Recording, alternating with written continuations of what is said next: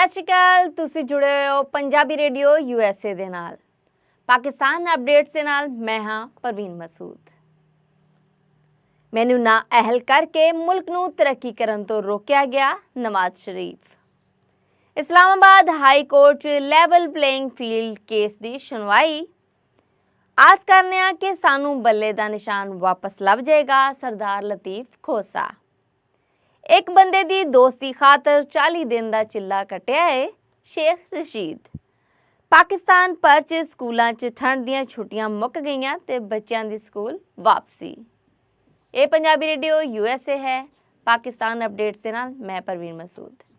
ਜਿੱਦਾਂ ਕਿ ਅਸੀਂ ਪਹਿਲੇ ਆਪਣੇ ਸਰੋਤਿਆਂ ਨੂੰ ਦੱਸਿਆ ਸੀ ਕਿ ਆਰਟੀਕਲ 62 ਦਾ ਫੈਸਲਾ ਆ ਗਿਆ ਸੀ ਕਿ ਸਿਆਸਤਦਾਨਾਂ ਦੇ ਸਾਰੀ ਹਿਆਤੀ ਵਾਲੀ ਪਾਬੰਦੀ ਨੂੰ ਮੁਕਾ ਦਿੱਤਾ ਗਿਆ ਹੈ, ਜਿਹਦੇ ਤੋਂ ਮਗਰੋਂ ਪਾਕਿਸਤਾਨ ਮੁਸਲਿਮ ਲੀਗ ਨੂਨ ਦੇ ਪ੍ਰਧਾਨ ਮੁਹੰਮਦ ਨਵਾਜ਼ ਸ਼ਰੀਫ ਹੋਰਾਂ ਦਾ ਆਖਣਾ ਸੀ ਕਿ ਮੈਨੂੰ ਨਾਅਹਿਲ ਕਰਕੇ ਮੁਲਕ ਨੂੰ ਤਰੱਕੀ ਕਰਨ ਤੋਂ ਰੋਕਿਆ ਗਿਆ, ਪਰ ਰੱਬ ਨੇ ਇਨਸਾਫ ਕਰਕੇ ਹੁਣ ਸਾਨੂੰ ਇੱਕ ਵਾਰੀ ਫੇਰ ਮੌਕਾ ਦਿੱਤਾ ਹੈ। ਰਾਏਵਿੰਡ ਜਾਤੀ ਉਮਰਾ ਆਪਣੇ ਘਰ 'ਚ ਸਭ ਪਾਰਟੀ ਮੈਂਬਰਾਂ ਦੇ ਨਾਲ ਗੱਲਬਾਤ ਕਰਦਿਆਂ ਹੋਇਆਂ ਜਦੋਂ ਮਰੀਮ ਨਵਾਜ਼ ਹੋਰਾਂ ਨੇ ਉਹਨਾਂ ਨੂੰ ਅਦਾਲਤੀ ਫੈਸਲੇ ਵਾਲੀ ਖਬਰ ਦਿੱਤੀ ਤੇ ਉਹਨਾਂ ਨੇ ਰੱਬ ਦਾ ਸ਼ੁਕਰ ਕੀਤਾ ਕਿ ਫੈਸਲਾ ਉਹਨਾਂ ਦੇ ਹੱਕ 'ਚ ਆਇਆ ਹੈ। ਉਹਨਾਂ ਦਾ ਇਹ ਵੀ ਆਖਣਾ ਸੀ ਕਿ 22 ਜਨਵਰੀ ਤੋਂ ਬਕਾਇਦਾ ਪਾਰਟੀ ਚੋਣਾਂ ਵਾਸਤੇ ਅਸੀਂ ਆਪਣੀ ਮੁਹਿੰਮ ਸ਼ੁਰੂ ਕਰਾਂਗੇ। ਪਹਿਲਾ ਜਲਸਾ ਅਸੀਂ ਮਾਨਸਹਰਾ 'ਚ ਕਰਾਂਗੇ, ਜਿਹਦੇ 'ਚ ਮਰੀਮ ਨਵਾਜ਼ ਹੋਰੀ ਉਹਨਾਂ ਦੇ ਨਾਲ ਹੋਣਗੀਆਂ। ਇਸ ਮਾਮਲੇ ਤੇ ਉਹਨਾਂ ਸਭ ਪਾਰਟੀ ਮੈਂਬਰਾਂ ਨੂੰ ਉਹਨਾਂ ਦੇ ਕੰਮਕਾਰ ਸਾਂਭਣ ਦਾ ਆਖ ਦਿੱਤਾ ਹੈ। ਉਹਨਾਂ ਆਖਿਆ ਕਿ ਸਾਡੇ ਖਿਲਾਫ ਕੀਤੀ ਗਈ ਸਾਜ਼ਿਸ਼ ਦਮ ਤੋੜ ਗਈ ਹੈ ਤੇ ਇਹ ਰੱਬ ਨੇ ਸਾਨੂੰ ਕਾਮਯਾਬੀ ਅਤਾ ਕੀਤੀ ਹੈ। ਇਸਲਾਮਾਬਾਦ ਹਾਈ ਕੋਰਟ 'ਚ ਲੈਵਲ ਪਲੇਇੰਗ ਫੀਲਡ ਕੇਸ ਨੇ ਅੱਜ ਸੁਣਵਾਈ ਕੀਤੀ ਗਈ, ਜਿਹਦੇ 'ਚ ਜਸਟਿਸ ਫਾਇਜ਼ ਈਸਾ ਨੇ ਵਕੀਲ ਨਾਲ ਗੱਲਬਾਤ ਕਰਦਿਆਂ ਹੋਇਆਂ ਆਖਿਆ ਕਿ ਤੁਸੀਂ ਇਹ ਚਾਹੁੰਦੇ ਹੋ ਕਿ ਬਸ ਤੁਹਾਡੇ 100% ਦੀ ਕਾਗਜ਼ਾਤ ਤੇ ਨਾਮਜ਼ਦਗੀ ਮਨਜ਼ੂਰ ਹੋ ਜਾਣ। ਅਸੀਂ ROs ਨੂੰ ਮਜਬੂਰ ਨਹੀਂ ਕਰ ਸਕਦੇ ਕਿ ਉਹ ਕਿਸੇ ਦੇ ਕਾਗਜ਼ਾਤ ਨੂੰ ਰੱਦ ਕਰਨ ਜਾਂ ਰੱਖਣ। ਲੈਵਲ ਪਲੇਇੰਗ ਫੀਲਡ ਵਾਲੇ ਇਸ ਕੇਸ 'ਚ 3 ਰੁਕਨੀ ਬੈਂਚ ਨੇ ਸੁਣਵਾਈ ਕੀਤੀ। ਇਸ ਕੇਸ ਦੀ ਅਰਜ਼ੀ ਪਾਕਿਸਤਾਨ ਤਹਿਰੀਕ-ਏ-ਇਨਸਾਫ ਦੇ ਵਕੀਲ ਸਰਦਾਰ ਲਤੀਫ ਖੋਸਾ ਹੋਰਾਂ ਨੇ ਦਿੱਤੀ ਹੋਈ ਸੀ।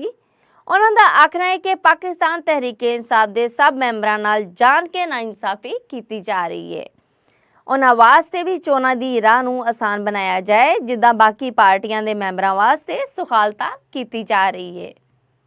ਜਸਟਿਸ ਫਾਇਜ਼ ਈਸਾ ਹੋਰਾਂ ਦਾ ਆਖਣਾ ਸੀ ਕਿ ਅਦਾਲਤ ਦੇ ਸਾਹਮਣੇ ਦੁਖੜੇ ਨਾ ਰਵੋ, ਬਲਕਿ ਅਦਾਰਿਆਂ ਨੂੰ ਨਾਲ ਲੈ ਕੇ ਟੁਰੋ। ਜੇ ਤੁਹਾਨੂੰ ਪਾਕਿਸਤਾਨ ਦੇ ਕਿਸੇ ਅਦਾਰੇ ਤੇ ਇਤਬਾਰ ਨਹੀਂ ਤੇ ਅਸੀਂ ਇਹਦੇ ਲਈ ਕੀ ਕਰੀਏ, ਤੁਸੀਂ ਇਤਬਾਰ ਕਰਕੇ ਟੁਰੋ।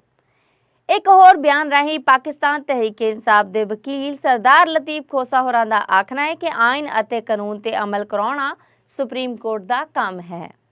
ਸਾਡਾ ਕੇਸ ਪਸ਼ਾਵਰ ਹਾਈ ਕੋਰਟ 'ਚ ਲੱਗਿਆ ਹੋਇਆ ਹੈ। ਆਸ ਕਰਨੇ ਆ ਕਿ ਬੱਲੇ ਦਾ ਨਿਸ਼ਾਨ ਬਹਾਲ ਹੋ ਜਾਏਗਾ। ਪਾਕਿਸਤਾਨ ਤਹਿਰੀਕ-ਏ-ਇਨਸਾਫ ਦੇ ਸਭ ਮੈਂਬਰਾਂ ਨੂੰ ਵੀ ਇਨਸਾਫ ਲੱਭ ਜਾਏਗਾ। ਫਿਲਹਾਲ ਤੇ ਸਾਡੇ ਲਈ ਨਵੀਆਂ ਤੋਂ ਨਵੀਆਂ ਔਕੜਾਂ ਘੜੀਆਂ ਜਾ ਰਹੀਆਂ ਨੇ ਤੇ ਕੋਸ਼ਿਸ਼ ਕੀਤੀ ਜਾ ਰਹੀ ਹੈ ਕਿ ਅਸੀਂ ਪਾਕਿਸਤਾਨ ਤਹਿਰੀਕ-ਏ-ਇਨਸਾਫ ਦੀ ਪਾਰਟੀ ਚੋਣਾਂ 'ਚ ਹਿੱਸਾ ਹੀ ਨਾ ਲਏ।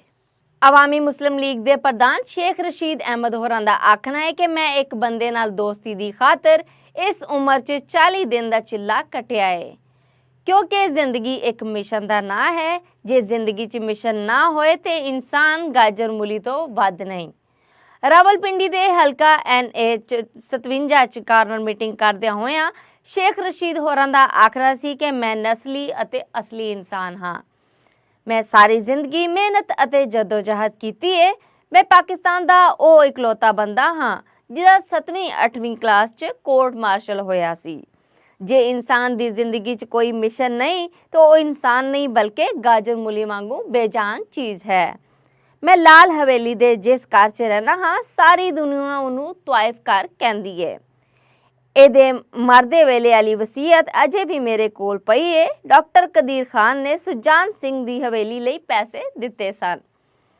ਪਾਕਿਸਤਾਨ ਭਰ 'ਚ ਬੱਚਿਆਂ ਦੀਆਂ ਸਰਦੀਆਂ ਦੀਆਂ ਛੁੱਟੀਆਂ ਚੱਲ ਰਹੀਆਂ ਸੀ, ਪਰ ਹੁਣ 10 ਜਨਵਰੀ ਨੂੰ ਸਕੂਲ ਖੁੱਲ੍ਹਣ ਜਾ ਰਹੇ ਨੇ। ਕਿਉਂਕਿ ਸਰਦੀ ਅਜੇ ਵੀ ਆਪਣੇ ਜ਼ੋਰਾਂ ਤੇ ਹੈ ਤਾਂ ਕਰਕੇ ਬੱਚਿਆਂ ਨੂੰ ਸਕੂਲਾਂ 'ਚ ਤਾਂ ਸੱਦ ਲਿਆ ਗਿਆ ਹੈ, ਪਰ ਸਕੂਲਾਂ ਦੇ ਟਾਈਮ 'ਚ ਘਾਟਾ ਕਰ ਦਿੱਤਾ ਗਿਆ ਹੈ।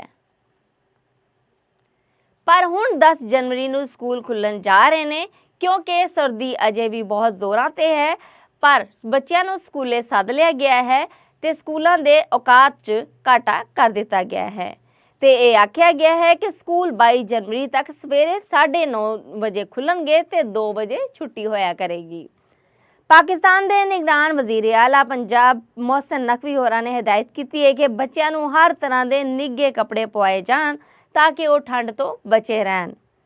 उन्होंने मापिया नूं खास करके हिदायत की है कि वो हर तरह के बच्चों के मोटे कपड़ों का ख्याल रखन ते बच्चों को हर तरह की ठंड तो बचाउण ताकि बच्चों की क्लासां का काम जिहड़ा है वो नाल चलदा रहे। पाकिस्तान अपडेट चो हुण तक लई इन्ना ही। वधेरी जानकारी लई पंजाबी रेडियो USA दे पेज नूं लाइक करो, सबसक्राइब करो ते बैल दे बटन नूं प्रेस करना ना भुलना। मैनू परवीन मसूद नूं दिओ इजाजत।